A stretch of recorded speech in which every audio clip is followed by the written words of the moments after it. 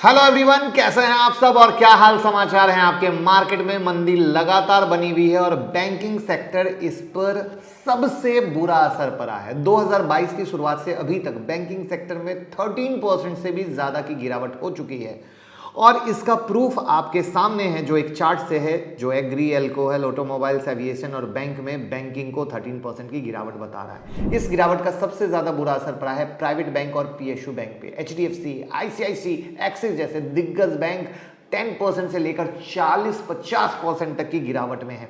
जहां एक तरफ कुछ इन्वेस्टर को ये बाइंग अपॉर्चुनिटी लग रही है तो वहीं दूसरी तरफ कुछ लोग काफी परेशान हैं इस गिरावट को लेकर। और इस वीडियो में आपकी सारी प्रॉब्लम सॉल्व होने वाली है। मैं आपको क्लियर पिक्चर दिखाने वाला हूं कि क्या इस गिरावट से आपको सच में पैनिक होने की जरूरत है या बाइंग होने की जरूरत है। वहां पर एचडीएफसी के पूरे ग्रुप की एनालिसिस हम लेकर आए हैं जिससे कि आप समझ सकें एचडीएफसी मौका है या धोखा है। जी हां, और वीडियो में लास्ट में मेरी बात भाई वाली।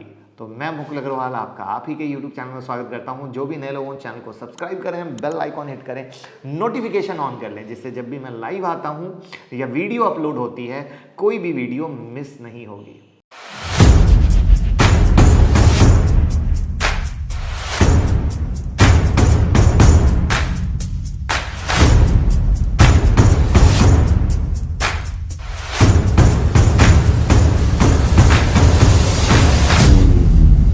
बैंक निफ्टी बियर मार्केट में लगातार परफॉर्म कर रहा है। पिछले एक महीने में इंडेक्स लगभग 10% टूट चुका है जो कि आपको चार्ट से क्लियर कट दिख रहा है। और ऐसा बैड परफॉर्मेंस करने के पीछे का सबसे बड़ा रीजन है एफआईआई की ताबड़तोड़ बिकवाली। और इस बिकवाली की दो सबसे बड़ी वजह है। पहली, फेड के द्वारा ये डर है कि इंटरेस्ट रेट बढ़ाया जाएगा और दूसरा है रसिया और यूक्रेन वार। तो इस महीने का लेटेस्ट डाटा जिसमें क्लियर सो रहा है कि किस तरीके से पिछले 4 मंथ से एफआईआई पैसा निकाल रहे हैं वो मैंने आपके सामने अक्टूबर से लेकर फरवरी तक रखा है। और आप देखो ये पैरामीटर हर महीने बढ़ता जा रहा है बहुत ही ताबड़तोड़। सितंबर 2021 में एफआईआई ने नेट 913 करोड़ रुपए मार्केट में डाले थे, जबकि उसके बाद लगातार निकालते चले गए, यानी भय का माहौल बढ़ता चला गया। अगर हम सिर्फ इसी महीने की बात करें तो अभी तक एफआईआई ने कैश में 51,218 करोड़ की बाइंग की, जबकि 90,276 करोड़ की सेलिंग की, यानी 39,058 करोड़ की ग्रॉस सेलिंग हुई है इसी महीने। और वो चार्ट भी आपके सामने है। तो ये बिकवाली का पिक्चर दिखाया, ओवरऑल मार्केट का पिक्चर जो इस समय चल रहा है। अब जानते हैं कि पूरे एचडीएफसी ग्रुप के पीछे गिरने की वजह क्या है बेस्ट बाइंग अपॉर्चुनिटी। तो सबसे पहले एचडीएफसी बैंक आपके सामने है और सिर्फ एक महीने में एचडीएफसी बैंक 7% से ज्यादा गिर चुका है, जबकि पिछले 6 महीने में 9% की गिरावट हुई है। वहीं पर अगर एचडीएफसी देखें तो पिछले एक महीने में 9.28% गिर चुका है, जबकि पिछले 6 महीने में देखें तो 21% टोटल गिरा है। अगर एचडीएफसी लाइफ की बात करें तो एक महीने में 13% गिरा है, जबकि अगर पिछले 6 महीने में देखें तो 28.90% गिरा है। एचडीएफसी एएमसी को देखें तो वहां पर एक महीने में 3% गिरा है, लेकिन पिछले 6 महीने में 35% गिरा है। इन शेयर के पीछे की गिरावट का सबसे बड़ा रीजन है एफआईआई की बिकवाली। जी हां, दिसंबर के बाद से कितनी बिकवाली हुई इसका डेटा मार्च एंड में ही मिलेगा, बट फेब तक का डेटा मैंने आपको क्लियर कट दिखा दिया। अच्छा, एक चीज मैं बता दूं कि आप लोगों की डिमांड पर टेलीग्राम में ऑप्शन की बुक डाल दी गई है, यानी ऑप्शन में ट्रेड कैसे करते हैं। काफी लोगों ने उस बुक को रीड करने के बाद कहा है कि सर आपने बिल्कुल बाइबल दे दिया है। तो शुक्रिया। अगर आपने वो बुक नहीं पढ़ी है तो लिंक डिस्क्रिप्शन में है टेलीग्राम का, जुड़ जाइए। अभी तक 7-8 बुक डाल दी गई है, ऐसे ही आगे एक से एक बेहतरीन बुक डालता रहूंगा। जुड़े और फायदा लें। अच्छा, एक चीज आप लोग परेशान रहते हैं कि सर वो स्टॉक मार्केट की ब्रेकिंग न्यूज मिल नहीं पाती है, टेक्निकल एनालिसिस के कुछ चार्ट आप डाला करें। तो हम ट्विटर पे स्टॉक मार्केट की ब्रेकिंग न्यूज़ सबसे पहले डालते हैं और टेक्निकल एनालिसिस के चार्ट भी डालते हैं। तो लिंक डिस्क्रिप्शन में है ट्विटर का, जुड़िए और फायदा लीजिए। और वहां पर जो एफआईआई ने इन ग्रुप से पैसा निकाला है वो अपने आप में धमाकेदार है। इसके अलावा तो एफआईआई ने एचडीएफसी ग्रुप से पैसा निकाला ही निकाला है, आरबीआई ने एचडीएफसी बैंक के क्रेडिट कार्ड और कुछ डिजिटल इनिशिएटिव पर बैन लगाया था, जिसका निगेटिव इम्पैक्ट बहुत लंबा होता चला गया। आपको पता होगा ये न्यूज़ आज की नहीं है, बट एक्चुअली धीरे धीरे वो मार्केट में किसी और की पकड़ होने से वो एचडीएफसी बैंक के लिए निगेटिव होता चला गया। तो ये थी गिरावट की वजह जो आपने देखा। अब सवाल आता है कि क्या ये गिरावट कंटिन्यू रहेगी या बाइंग अपॉर्चुनिटी है। तो सबसे पहले आपको यहाँ पर बता दूँ कि आप गिरावट को देखकर दुख ना लें, घबराएं नहीं, आपको कोई पैनिक सेलिंग नहीं करनी है। इतनी तेजी से शेयर गिरते हैं उतनी ही तेजी से बाउंस बैक करते हैं। आपको सिर्फ एसआईपी मोड में इन्वेस्ट करना है। जी हाँ, सिर्फ एसआईपी मोड में, यानी धीरे धीरे हर मंथ थोड़ा थोड़ा। वहाँ पर HDFC life, HDFC bank, HDFC AMC, ये जो एचडीएफसी ग्रुप के शेयर हैं अपने आप में वो दिग्गज शेयर हैं जहां पे आप ये समझिए कि बिग इन्वेस्टर हमेशा ये मानते हैं कि कोई बहाना हो और उस बहाने से ये शेयर नीचे में मिले। क्योंकि अगर एज अ वैल्यूएशन वाइज जब आप इसके अंदर घुसेंगे तो आप पाएंगे कि अपने सेक्टर में, चाहे आप इसके एचडीएफसी बैंक ले रहे हो, चाहे एचडीएफसी ले रहे हो, हर सेक्टर में दिग्गज है, दिग्गज। वहां पे मैं बताना चाहूंगा, आप जब एचडीएफसी बैंक में जाते हो तो इंडस्ट्री पी है 16.7, वहां पर स्टॉक पी 21.5 हुआ है, यानी कहीं ना कहीं इस गिरावट ने एक मौका दिया है नीचे में आने का। वहां पर आपको एक और, ये जैसे सस्ता दिखाया, एक महंगे का एग्जाम्पल दिखाता हूं।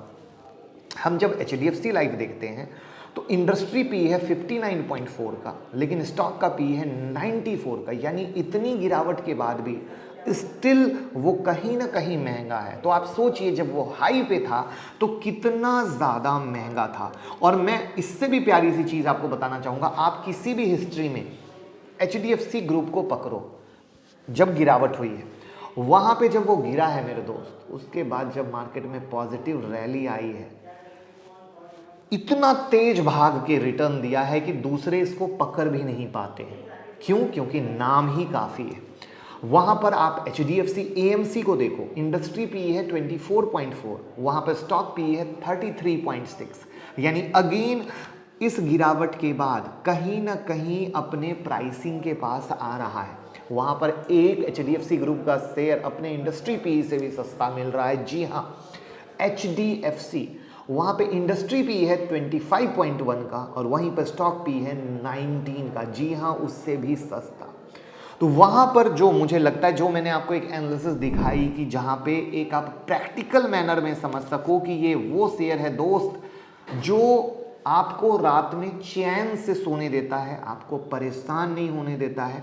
वहाँ पे ये वो शेयर हैं जिनका अगर आप 5 साल का विजन रखते हो और 5 साल के विजन से अगर थोड़ा थोड़ा एक्यूमुलेट करते हो, मैं ये बार बार शब्द पिछले कई दिन से कई वीडियो में यूज़ कर रहा हूँ। इसका रीज़न क्या है? अगर आप ये सोचते हैं कि मार्केट में लगातार वन साइड बिग रैली आने वाली है तो आप ये दिमाग से निकाल दीजिए। 2020 और 2021 की बम्पर रैली जो आपने देख ली वो अलग, लेकिन 2022 में मार्केट आपको ऊपर नीचे दिखेगा। यानी नेक्स्ट 5 साल मार्केट बिल्कुल super top, super high, super return देगा। लेकिन अगर आप 2 महीने 3 महीने के हिसाब से, वहां पे थोड़ा सा रिस्क हो जाता है, क्योंकि अभी फेड इंटरेस्ट रेट की भी कहानी आने वाली है। अभी तक वॉर का भी मामला क्लियर कट सुलझता नजर नहीं आया है, चीज़ें ऊपर नीचे चल रही है। लेकिन हमारा इंडियन मार्केट इतना मजबूत है क्योंकि उसे फ़ायदा मिलने वाला है। क्यों फ़ायदा? रिटेल इन्वेस्टर के पैसे आ रहे हैं मार्केट में। उसके बाद अगर आप हमें देखें तो रसिया में इतने बैन लगने से जो इमर्जिंग मार्केट के रूप में हमारे इंडिया में पैसे आएंगे, उसका भी डेटा ऑलरेडी आ चुका है, जहां इंडिया में बहुत पैसे आने वाले हैं। चाइना विरोधी मूवमेंट के कारण ऑलरेडी हमारे इंडिया में बहुत पैसे आ रहे हैं, यानी हमारे इंडिया को हर एक लेवल पे सपोर्ट मिल रहा है, जिसके कारण जितनी गिरावट, जी हाँ, मैं ये शब्द जो कह रहा हूँ ध्यान से सुनिएगा, बहुत सारे नए लोगों को लग रहा होगा बम्पर गिरावट हो गई, तो मेरे दोस्त ऐसा कुछ नहीं है। मार्केट की, हमारे इंडियन मार्केट की धज्जियां उड़ जाती थी जब क्रूड ऑयल में तेजी होती थी, महंगाई बढ़ती थी, एफआईआई की बिकवाली होती थी। थोड़ा सा हिस्ट्री चेक करेंगे तो आप समझ पाएंगे इस बार ऐसा कुछ नहीं हुआ है। रीज़न, क्योंकि सैल्यूट है हमारे रिटेल भाई को, जिनका 6 करोड़ नया डीमेट अकाउंट खुलकर उनकी एंट्री हुई है और उन्होंने मार्केट को संभाल के रखा है। अगर आपको हमारे कंटेंट से 1% का भी वैल्यू एडिशन मिलता है तो डीमेट और ट्रेडिंग अकाउंट का लिंक डिस्क्रिप्शन में है। जीरोधा, अपस्टॉक, एंजल जिनके साथ भी अकाउंट ओपन करना चाहते हैं, लिंक डिस्क्रिप्शन में है, उस लिंक से ओपन करें और हमें भी मोटिवेट करें। आजकल बहुत सारा फर्जीवाड़ा हो रहा है। यूट्यूब के हमारे कमेंट सेक्शन के नीचे हमारी ही फर्जी आईडी से लोग अपना नंबर दे रहे हैं, तो प्लीज़ कोई भी उस नंबर से कनेक्ट ना करें। स्क्रीन पे आपको दिख रहा है रियल आईडी और फर्जी आईडी का फ़र्क। तो बहुत सारे लोग इस फर्जी आईडी के पीछे फंस कर परेशान हो चुके हैं और अपना नुकसान कर चुके हैं। तो मैं रिक्वेस्ट करूंगा इस फ़र्क को समझिए और फर्जी के पीछे मत जाइए। दूसरा, इंडिया का फ्यूचर ग्रोथ, जो इंडिया का भविष्य है, जहाँ पे वहाँ पैसे आ रहे हैं और वहाँ पर ये जो क्वालिटी स्टॉक है ना, वो एक दिग्गज स्टॉक है। यहाँ पे एक और प्यारी सी चीज़ हमेशा आती है कि सर ये तो लार्ज कैप के स्टॉक हैं, ऑलरेडी बहुत ग्रोथ कर चुके हैं, ये कितना रिटर्न देंगे। इसको मैं सिक्के के दो पहलू से देखना पसंद करता हूँ। कैसे? सोचिए, आप किसी HDFC बैंक, बजाज फाइनेंस जैसे शेयर को इसके एकदम टॉप पे पकड़ रहे हो, जहाँ से अभी गिरावट हो। अगर वहाँ से 2 सेकंड के लिए लेते तो सवाल आता था, जी हाँ, हम कितना रिटर्न पाएंगे। लेकिन आप किसी भी गिरावट में जब जम के पिटाई होती है और ऐसे दिग्गज शेयर गिरते हैं तो इनके ईगो पे आता है, कॉलर पे, अरे मैं इस लेवल का बंदा नहीं हूँ जितनी पिटाई मेरी हुई है, मेरा स्टैंडर्ड हाई है।